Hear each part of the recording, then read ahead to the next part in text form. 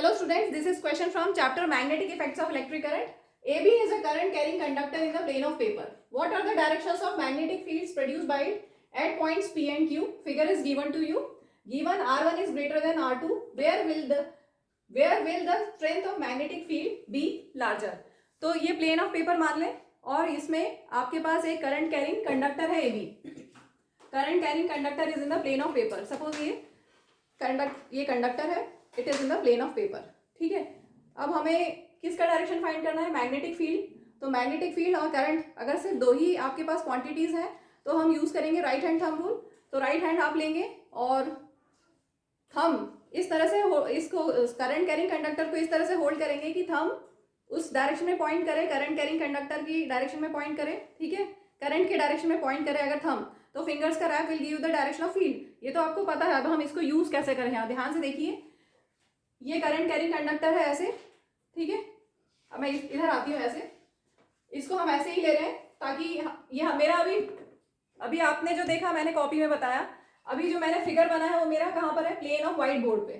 ठीक है, मेरा जो है प्लेन वो क्या है? प्लेन ऑफ पेपर की जगह मेरा है प्लेन ऑफ व्हाइट बोर्ड. तो प्लेन ऑफ व्हाइट बोर्ड में इस तरह से करंट कैरिंग कंडक्टर रखा हुआ है. आप इसी को अपनी कॉपी में ले लीजिएगा. तो करंट कैरिंग कंडक्टर इस तरह से रखा हुआ है. तो जब मैं इस साइड देखूंगी तो ध्यान से देखिए मेरे फिंगर्स का रैप कैसा है. पी पॉइंट पे ये हमारा करंट कैरिंग कंडक्टर है ये. ठीक है, अब फिंगर्स किधर पॉइंट कर रही है? ये जो फिंगर्स का कर्ल है कहाँ जा रहा है?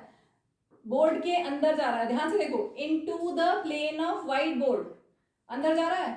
ठीक है, तो पी पे क्या होगा? Into the plane of white board.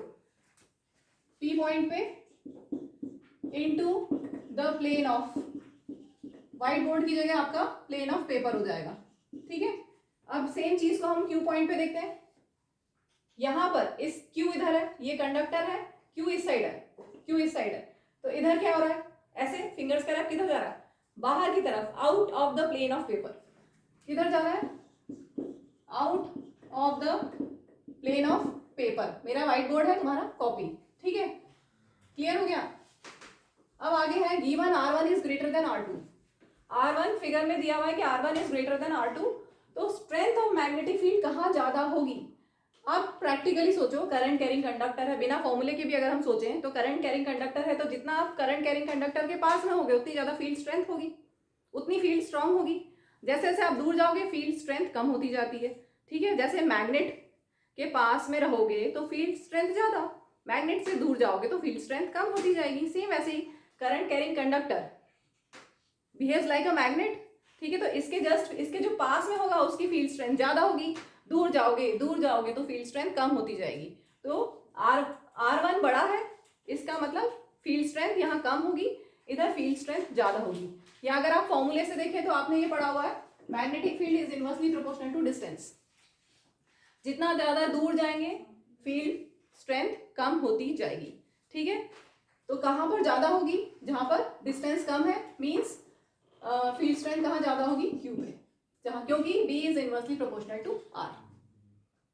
ये जो प्लेन ऑफ व्हाइट बोर्ड पे लिया, इसी को अगर हम ये आपकी कॉपी है, आप अपनी कॉपी में समझेंगे तो यहाँ पे आपने करंट कैरिंग कंडक्टर बनाया है. ठीक है, बना लेते हैं.